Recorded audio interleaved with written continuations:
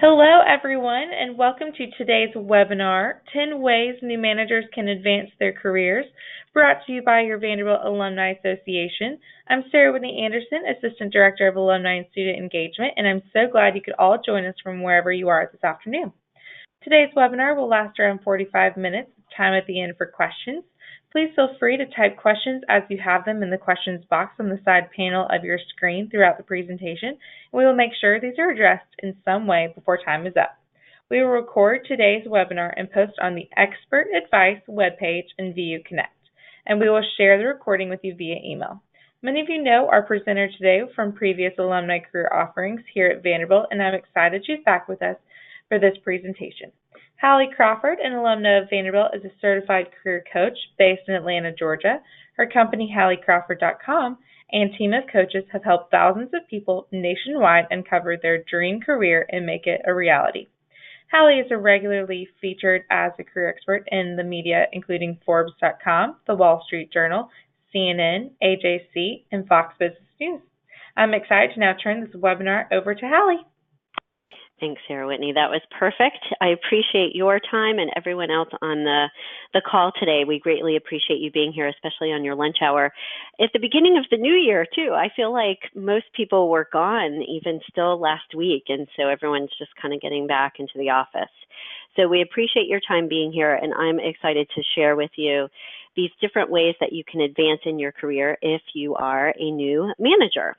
And the first thing that I want to tell you all is that I understand, and my team of coaches and resume writers, we all understand how it can feel to be a new manager, okay? And I'm going to talk to you about this imposter syndrome in just a second here on the slide. We know how it feels to feel this way, and I honestly kind of still feel this way in a sense, because even though I've been coaching and training for over 18 years and had my business for that long, I still kind of feel myself like a new manager because I've only had a team of coaches and resume writers for about 5 to 6 years. So it still feels a little bit new to me. And I want you to know that we get how it feels because we have seen our clients who become or are new managers. They can feel these different things that we're referencing here on the slide. It can feel like you might be, in over your head a little bit. You might feel like, you're a fraud and you're not really totally sure what you're doing. Maybe the job was kind of handed to you, perhaps, and you're not quite ready for it. And you feel like they thought you would be better at this than you feel like you are, at the moment. It may be that you feel like you're unsure how to be successful in your career long term because you're overwhelmed at this time. And just that sense of general overwhelm, number 4 here on the list, of having those new responsibilities, whether it's managing a team of people, however large or small it is, or just having those additional responsibilities on your plate, it can feel kind of freaky, bottom line, and I totally understand it. The imposter syndrome happens to us sometimes when we have these additional responsibilities and as we're progressing in our career, and we feel like our success so far has been due to luck or something outside of us versus, hey, we're good enough to be able to do this. So one of the first things that I want you all to do today is get out your pen and paper for us, because we're going to ask you kind of a similar poll question in just a few slides here, not right this second. But I want you to start to think about first how you feel being a new manager right now. Do you feel great about it and confident? If you do, that's fantastic. But if any one of these applies to you, that is referenced on the slide here, it's important to know kind of your state of mind at the moment so that you can begin to work on it, especially if it's a little bit negative and not as, confident or positive as it needs to be or you would like it to be. So if you feel like you're in over your head, write that down. If you feel like you don't totally deserve this new management position or you're not quite ready for it or skilled enough for it, write that down. The first thing we want you to do is identify, current state of mind, because we need to address that right away. Then you can begin implementing the 10 steps that we're going to share with you today, okay? One of the other things we want you to know is that you're not alone. Becoming a new manager can be stressful for anybody. According to a study by Development Dimensions International, that's the reference or the link here on the slide, about 6 out of 10 managers said that becoming a boss, and this was kind of scary when I read this, becoming a boss for the first time was second in stress level only to a divorce.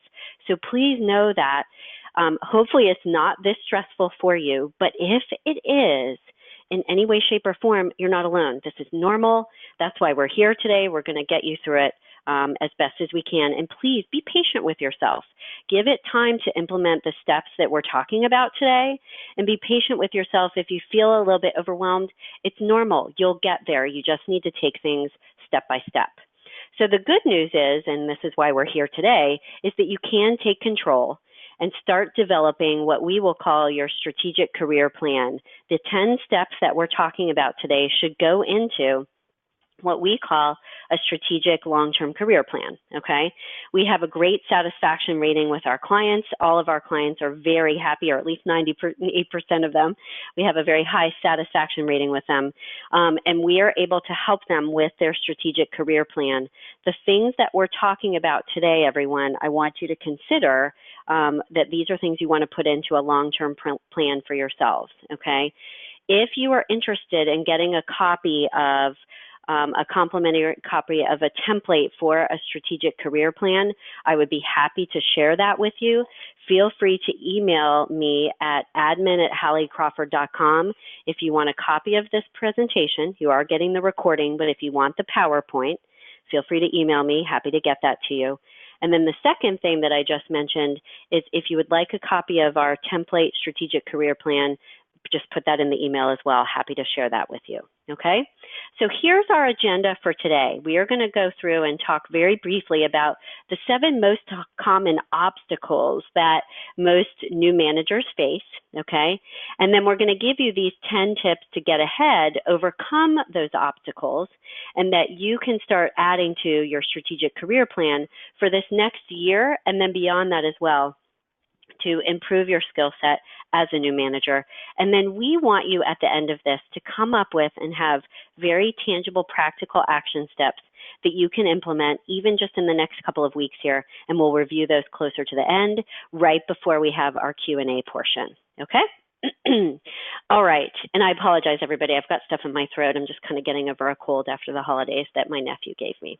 They're cute, but they can have a lot of germs. Okay, so let's talk about, we're going to actually cover today the most common 5 obstacles for new managers, okay? So these are the ones that we find are the most common for the clients that we work with.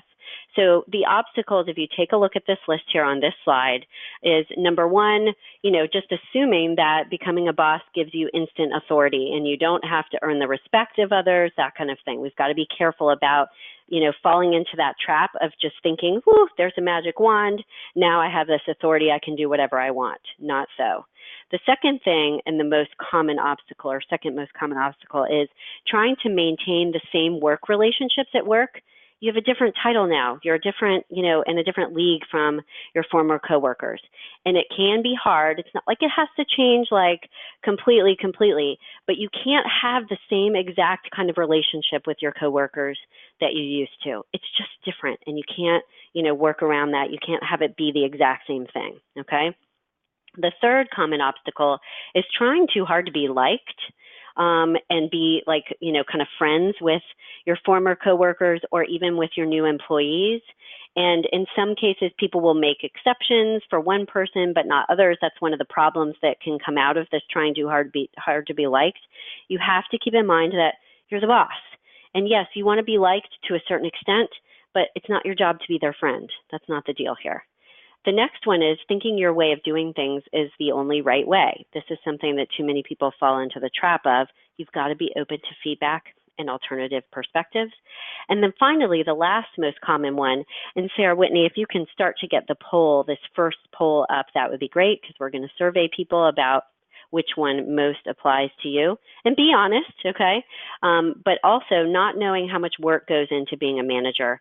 It's a lot. I'll be honest with you all. I've had clients flat out tell me, including, a good friend of mine, who have said, I don't want to manage other people. It's more stressful than doing my regular job. I don't want to do it. So please know that it's normal to feel overwhelmed by this, like we said, but also it's something that takes a lot of work and kind of a whole new set of skills to learn, okay? So Sarah Whitney, if you could do the first poll, that would be great. And what we're asking here is, out of these 5 common obstacles, which one most applies to you? Okay, so just take a moment here to set that up. And then Sarah Whitney, if you could read the results to me. That's always something I have trouble with. I can't see. My eyes are going bad after turning 40. Still waiting on a couple more votes. We almost have everyone. Awesome. All right, so most people are choosing the second option, trying to maintain the same relationships. The fourth option, thinking your way of doing things is the right way. And the last one, thinking you have it to having, oh, sorry, y'all, there's a typo there. Thinking you have to do it alone. There you go. Yeah, no problem. That's awesome. Thank you for sharing those. And thanks everybody for participating and being honest about it. The trying to maintain the same relationships, it can be the most difficult, and navigating that can be tough. Some of the tips today that we're going to discuss will help you navigate those. Please feel free, though, if you have additional questions at the end, ask during the Q&A portion. Happy to answer those. And also, if we happen to not have time for your question and everyone's question, please don't hesitate to email me. I'm happy to answer some things via email as well, everybody. So just know that can be part of the deal today. Okay, so thanks for sharing that. Let's dive into tip number 1. So kind of like I referenced a moment ago, we want you to understand what your top obstacles are. And also understand kind of where your kind of pain points or fears might be if you're feeling overwhelmed and over your head, all the stuff we talked about before. So you want to identify what your top 2 obstacles are. I would recommend the top 2 because those are the ones that you're going to work on or want to work on in the first quarter, okay, for this year. So you've got to take stock first, figure out which obstacle applies to you, and what are your weak points in terms of being a manager. We will have an assessment that I'll show you on one of the slides a little bit later so that you can better assess where some of your other weak points might be. We'll get to that in a few minutes. So identify what your top 2 obstacles are, managing how relationships have changed. Another one that people tend to struggle with is not communicating enough.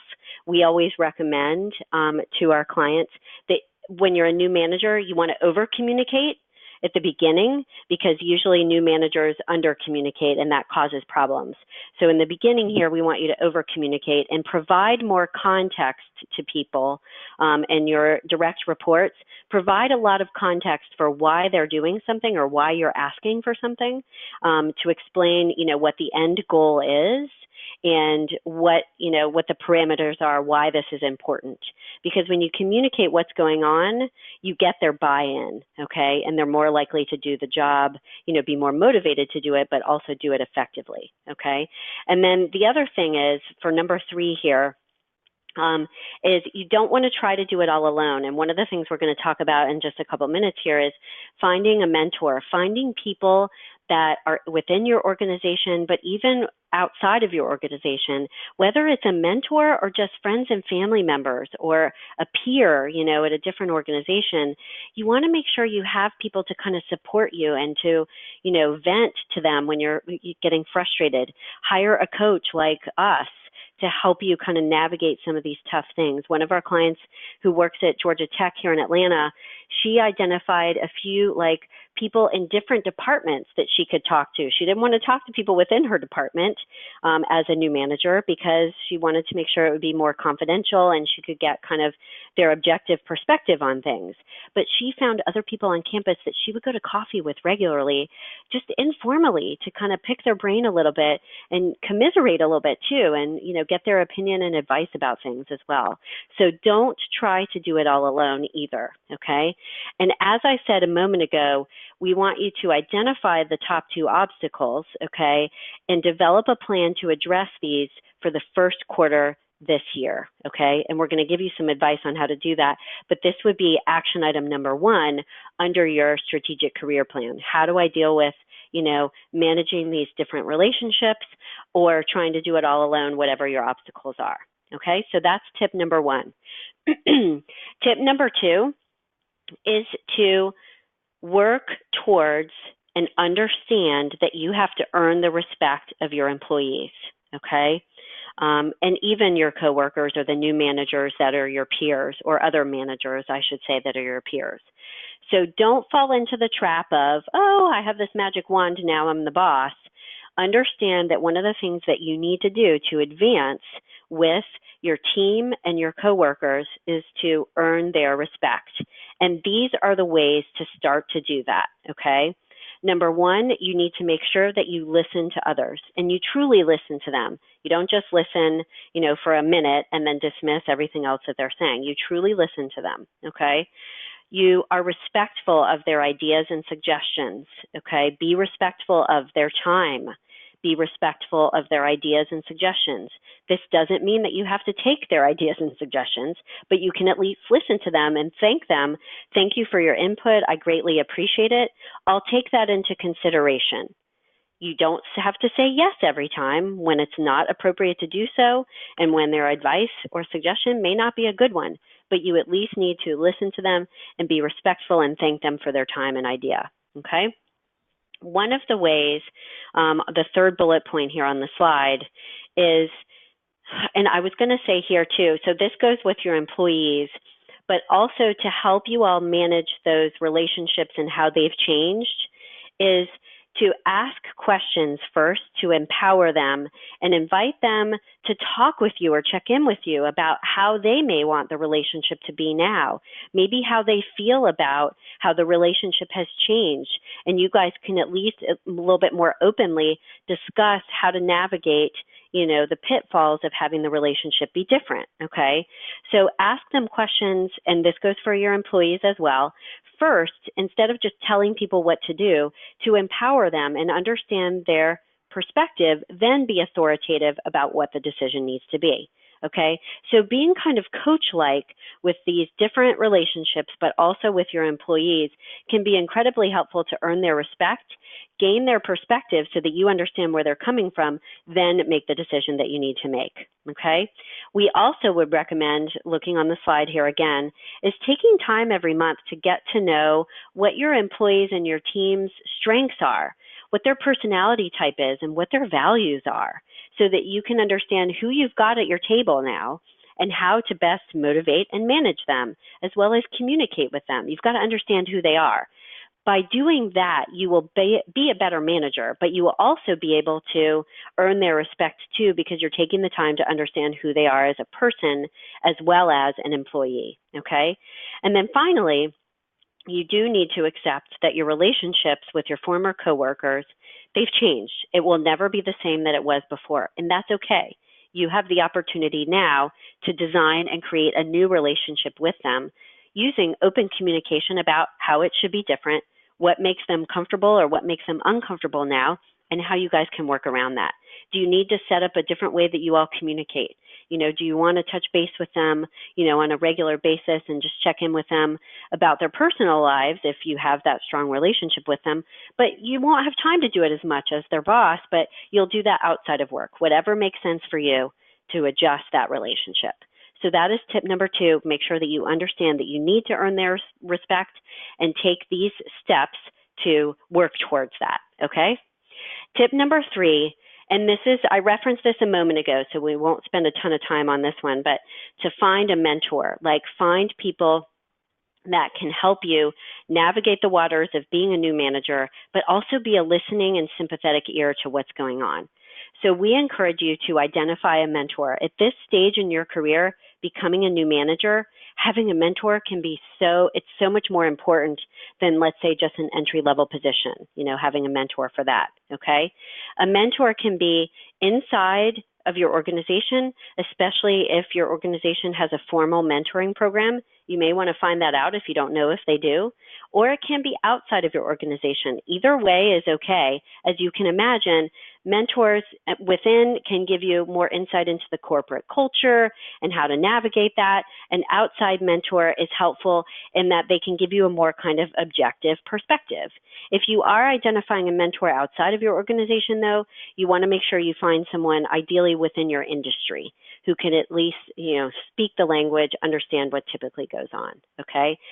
Ideally, I would recommend, and I understand that many of you may not have a mentor yet, so it might be like, okay, I can't find two, let me just find one, and that's fine.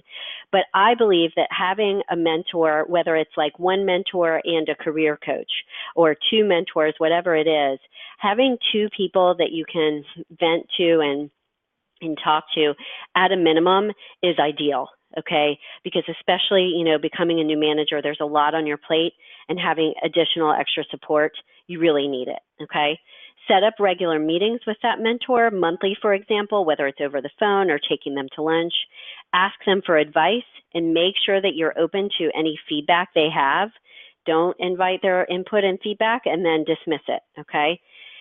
Also, make sure, kind of as part of this, if your organization offers any training programs for becoming a new manager, or even if they don't, if you feel like you need to ask for help, like or a class or hiring a coach, for some funds to do something like that. And Sarah Whitney, if we could start this second poll here, that would be great if you can start to get that set up. Identify training programs that would be helpful for you, and ask if there are, funds for you to be able to do that from your supervisor or whatever you feel might be appropriate, because taking classes on how to be a new manager, in addition to what we're doing today, can be very, very valuable. So Sarah Whitney, if you could do the second poll, that would be great. Curious from the people on the call today, how many of you have a mentor?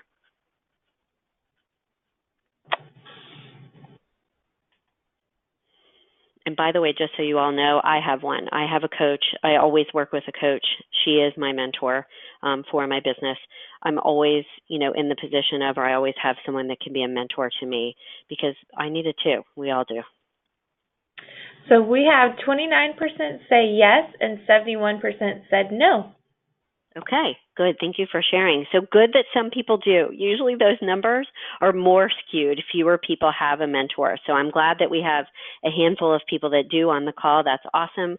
For the others, take your time with this. It's not like you have to find this person tomorrow. You want it to be someone who you feel comfortable with, who can be a trusted advisor, okay? So it's not like it has to happen overnight. This is a place that you could look or leverage your Vanderbilt network, the Alumni Association. If you can identify or kind of look through whether it's the LinkedIn or the door-to-door, networking, and Sarah Whitney, you can talk more about this later if you'd like to. But finding a mentor who's an alum, that's one great way or place to find someone who could be a mentor for you. And keep in mind, too, it's not like you have to talk to them for hours on end, and, it doesn't have to be overwhelming for them. Even if it's just like a half an hour every month, hey, could I pick your brain and just chat with you over the phone for a few minutes every month? That's a start. That would be fantastic, okay?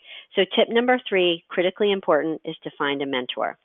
Tip number 4 is to continuously enhance your skill set in any area that you feel like you need to, whether it's soft skills, like my leadership capability or managing conflict with employees, or the hard skills. What do you need to learn, software-wise for your new role or anything else? So include coursework in your annual career plan as part of your strategic career plan to enhance your qualifications. You can ask your boss or your HR department for ideas. What would they recommend, okay? You can check out internet courses. The ones that we find are the most helpful are those on lynda.com. Coursera.com is another site. You can also look on your industry-specific association and find out if they recommend courses for your industry, okay? You can also check out certifications. A lot of times industry associations will offer certifications, or other, online places will too, or in person. You can check out local college courses. One of the things that I would do is research the LinkedIn profiles of those in the higher level positions, the position that you are now in, or the one up, just one up above you, and look at what qualifications or relevant education, what do they have?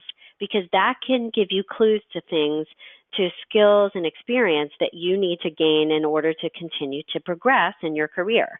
that's another way that you can look at LinkedIn, is kind of do a quick survey of the different people in those positions on their LinkedIn profile to figure out, okay, what you need to gain. You can also conduct informational interviews with those in higher level positions as well to find out what you need to do to get to that next level after where you are, or even, what you need to gain right now to be successful in your current position. Okay.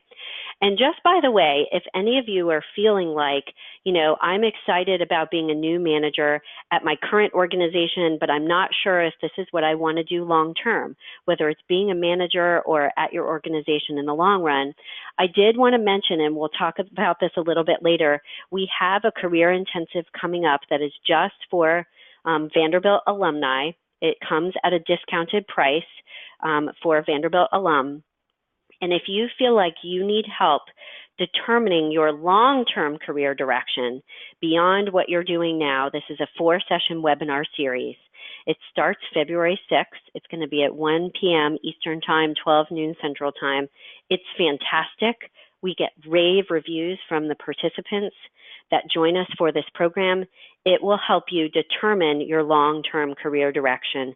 If you feel like you're a little bit off and you're not quite sure, you're like, okay, great, then I'm a new manager, but I don't know what I want to do in the long run, please feel free to email me at admin@halliecrawford.com for more information about this. It's an amazing program for a very low price, okay?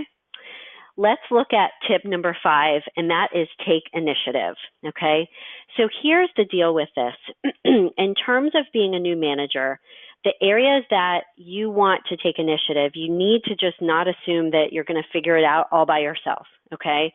So we talked about this a little bit before, but these are the areas on the slide here that we have found are the most important for new managers to take more initiative and kind of, beef it up a little bit, turn up the gas, so to speak, okay? So we talked about over-communicating a little bit before, and this is something that we want to make sure that we remind you about. Over-communicate with your employees. This does not make you look like you're less confident or less authoritative, because it's the way that you do it and what you share with them.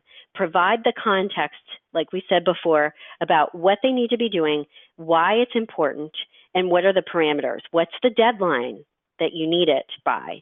How do you want the task or the project to be completed, okay? How do you want them to communicate with you about it? If someone is like emailing you every single day and it's driving you nuts and it's not helpful, you need to talk to them about it and say, look, do we need to set up a weekly meeting to kind of go over what's going on for you? Because you seem like you would do better or feel better having regular check-ins. Provide and try to provide that structure for them and tell them how you want them to communicate with you. You're the boss. You get to decide within reason. You need to negotiate, with them a little bit, but at the end of the day, you get to decide how the communication goes, okay? The second thing you want to do in terms of taking initiative, kind of going above and beyond, is pay, kind of in the back of your mind, pay attention to and observe and emulate what other managers in your organization do. How do they come across? How do they handle their employees? How often do they meet? How do they communicate with them? Talk to them about it. Ask them questions and create a list of soft skills that you need to improve upon. Is it leadership skills? Is it time management? Whatever it is, feel free to ask them about it and pick their brain, but observe them as well. Okay? And then this last one here on the slide is for the long run. A new manager needs to start kind of making their mark and building their brand on social media. Long-term, LinkedIn is specifically what I'm talking about right now, okay? And within your industry and within your organization. So this, I would recommend everybody, in terms of your plan for this year, I would put it in Q4, the end of the year. Doesn't have to be right now, okay? But something that you need to start doing as a new manager in order to progress in your career long term is you want to start building your brand. Let's start within your organization first, okay? And what I mean by this is speak up in leadership meetings, okay? Speak up in management meetings. Ask questions, give your opinion, start to build out who you are as an individual professional with, on LinkedIn, with articles that you want to share, that you specifically want to share with your team, okay, and with your LinkedIn connections. So you want to make sure that you're building that brand of who you are as a manager and a leader within your organization first, okay, at the end of this year. Tip number 6 is to be confident. So we talked about these a little bit already with what are your obstacles? Do you feel overwhelmed, underqualified, whatever it is? Keep in mind, everyone, that your attitude affects your actions, which in turn affects your outcome. Most of our clients tell us that they are their own biggest obstacle to their career goals. So this is why you have to check in on how you feel about being a new manager and develop affirmations to overcome that negative thinking that may be going on for you. Watch your body language when you're talking with your employees. And when you're in meetings, make sure that you're sitting up and standing up straight, that you're speaking in a confident tone, and that you're clear and succinct when you're, leading meetings or talking with people individually, okay? So you need to make sure that however you might be feeling about being a new manager, even if it's a little scared and overwhelmed, you want to pay attention to how you're coming across and make sure that you're not coming across that way when you're communicating with people, whether it's via email, whether it's in person or in your meetings. So watch your language, but also watch your nonverbals as well so that you're coming across as confident, okay? Tip number 7 is to develop your leadership strengths and skills. These are some on the list here. In the next slide, I'm going to show you the top 10 leadership skills so you'll be able to write down which ones you may not be doing as well at, okay? But some of the leadership skills you want to pay attention to is, are you motivating others? Are you taking a leadership role in meetings and being an effective leader in your meetings or your team, and even a leadership role in your meetings with other managers at your organization? How are you doing so far handling conflict? Are you effective at it? We have a whole nother presentation on how to handle conflict effectively. And it's got great advice for that. If any of you would like that, again, don't hesitate to email me because we'll get you the presentation on how to manage conflict with difficult employees. And we want you to, as part of your leadership skills, develop your emotional intelligence. So here's the deal. And actually, I'm going to move to the next slide here so you all can look at these top 10 leadership skills, okay? But I'm going to talk about emotional intelligence for just a moment here. Wait, why did it go back? Oops, I'm sorry. I went the wrong way here. Here are the top 10 leadership skills. Emotional intelligence, everyone, is critical to being a new manager. You have to, and this is what we talked about before, not just understanding like the tangible things you need to be doing as a manager, but emotional intelligence is critical to be more understanding of your employees, understand their perspective and where they're coming from, effective listening to understand like what they're not telling you and kind of read between the lines of what they may not be telling you and how they may be actually feeling about something, although they're not speaking up about it. It's a critical muscle to develop over time as a new manager, okay? One of the things that we recommend you do as well, not just related to emotional intelligence, but as a new manager, these are the top 10 leadership skills that Development Dimensions International, okay, they're a very highly regarded management consulting firm. I referenced them a little bit earlier today in the presentation.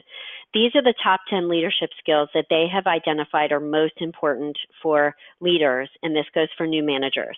So one of the things we recommend you do is print this out, rate yourself in each area, and identify your top 3 areas of development that you need to start working on in Q1 and Q2 of this year, okay?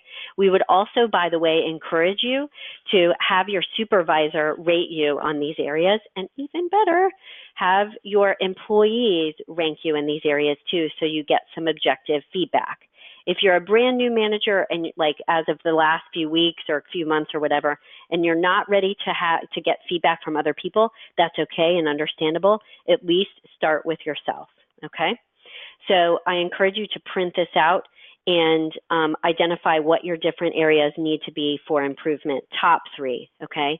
If you feel like you need additional assistance with this, happy to offer anyone on the call today or listening in a free career strategy session to get advice on any of these top 10 leadership skills or anything that we've talked about today. Just email me at admin@halliecrawford.com. Happy to spend a few minutes with you on the phone to help you get clear on the action steps you need to take to fix some of your issues, okay? Or just answer any questions that you have. All right, so tip number 8, to be an effective new manager is ask for and implement this constructive criticism or feedback, remembering that your way is not always the right way, okay? So we want you to show your employees that you're open to constructive criticism. And I say constructive because it's not just about bashing and, like just complaining. It can't always be about that. And if you have employees that just complain but don't offer solutions, I want you to ask them to offer a solution. Great, thanks for telling me that, Sandra, or, whatever it is, whatever they're saying, thanks for telling me. Can you come back with a couple of ideas? I'd like to hear your ideas as well on what we can do about this, okay? And when you get criticism or feedback or input on how you are doing, I want you to make sure that you're giving the correct response. You accept it, you implement it, depending on if it's valid or not, of course, and you improve your performance in that area. You don't dismiss it, don't blame it, don't criticize. Even if it's a little touchy and was hard to hear, don't dismiss it right out of the box. If some of it's true, take what's true. If some of it's not, push that aside, but at least be willing to listen to what they have to say. And one of the things as a new manager is you want to solicit that feedback actively. Ask them, how is this working for you? Do you have any advice or suggestions for changes? Ask them and show your employees that you're open to this constructive, input and feedback, because the more honest that you feel, or you let them know that, you want them to be honest with you, and the more honest with you that they will be, the better off you'll be able to be, because you'll be able to be, get that constructive feedback from them and direct feedback and develop that really solid, more trusting relationship, okay? This is different from being their friend, remember. It's a professional relationship, but having that two-way street of communication can be very important. Okay, so tip number 9, and this is going to be our third poll, Sarah Whitney, if you can start to get that set up, is build your brand. And we started to talk about this a little bit before. These are the things that you can do in Q4 this year to start working on building your brand as a new manager. Write articles on LinkedIn, share or comment on other people's articles on LinkedIn. Write articles for an industry blog or, the newsletter for your association for your industry. Consider serving on the board of an industry association. It can help your leadership skills as well as make your mark within your organization and in your industry.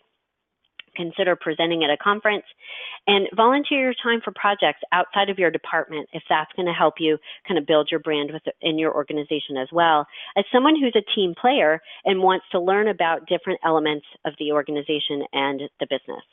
So I'm curious from all of you, how many are currently active on LinkedIn? And what I mean by that is you don't just let it sit for like 2 weeks and do nothing. You actually comment once a week or share something or post something. So please go ahead and fill out the poll for this one for us. And LinkedIn is a critical piece to building your brand, making your mark as a new manager within your industry. So we do want you to start doing this at least at the end of this year, if not sooner. So what have we got, Sarah Whitney?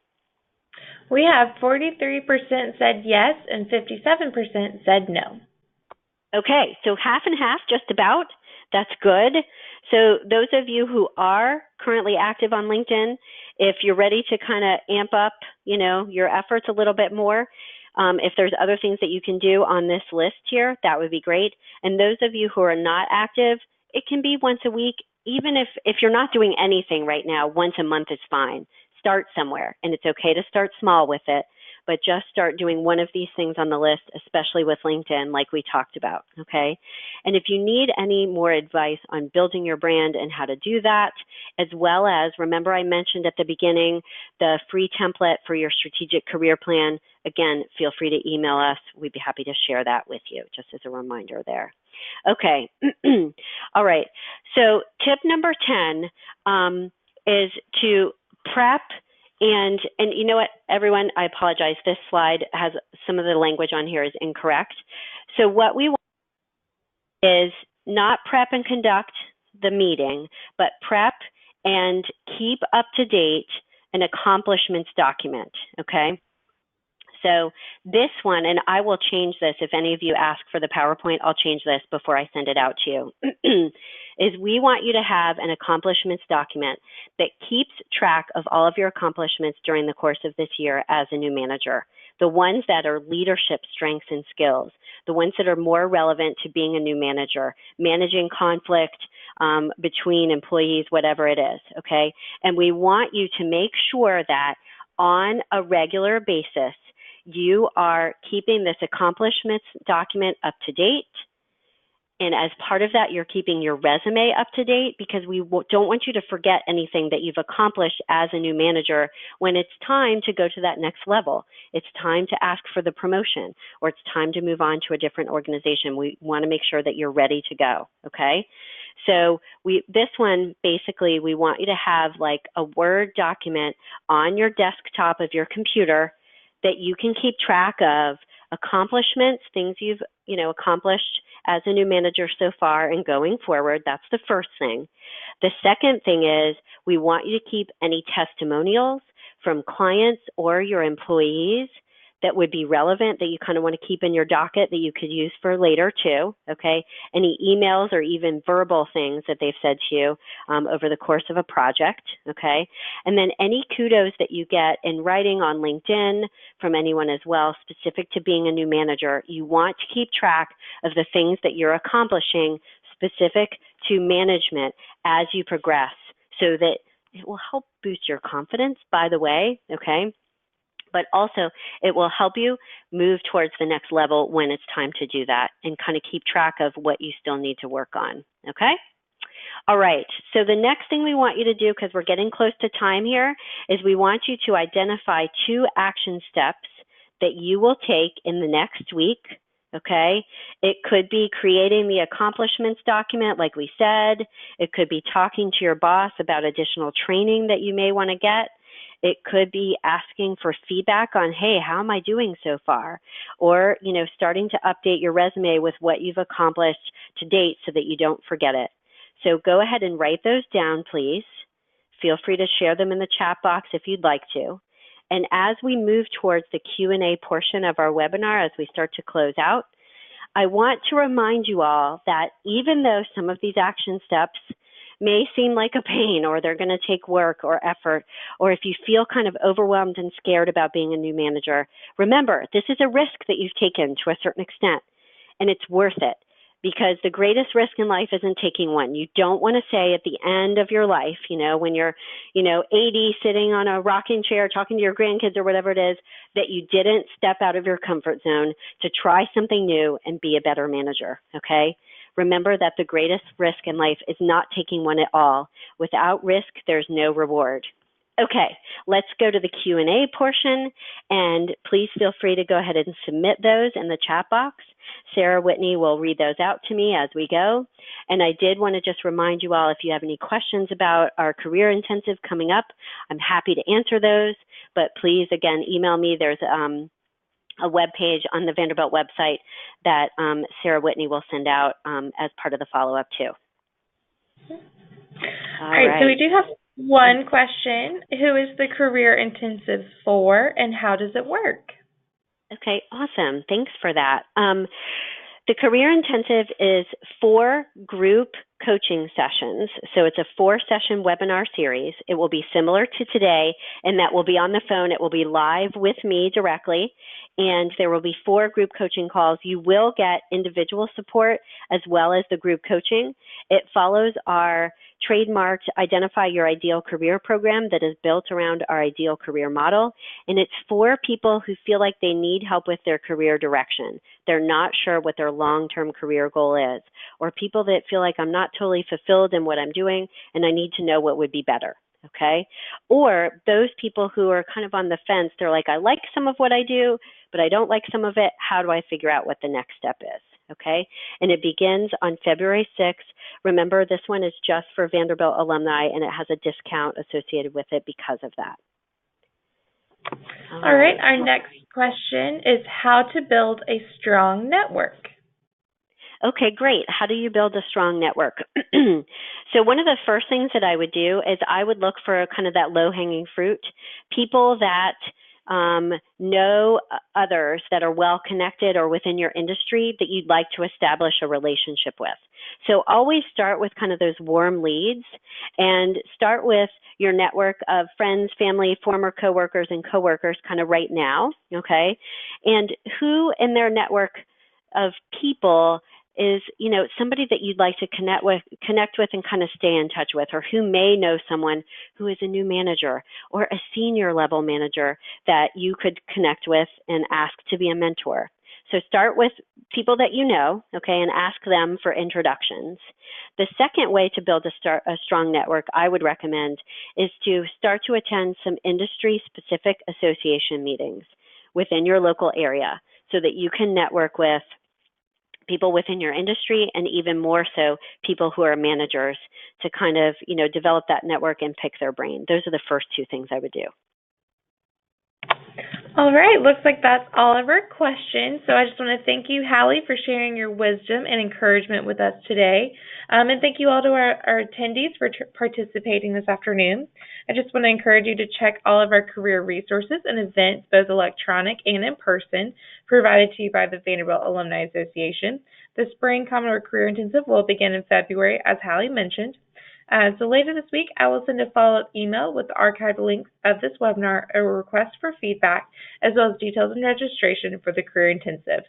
As always, if we can improve upon our offerings for alumni, please be in touch and let us know what and how we can support you. Thanks again for joining us, and have a great day. Thanks, everybody. We appreciate it. Happy to help in any way if you need. Feel free to email me. Have a great day.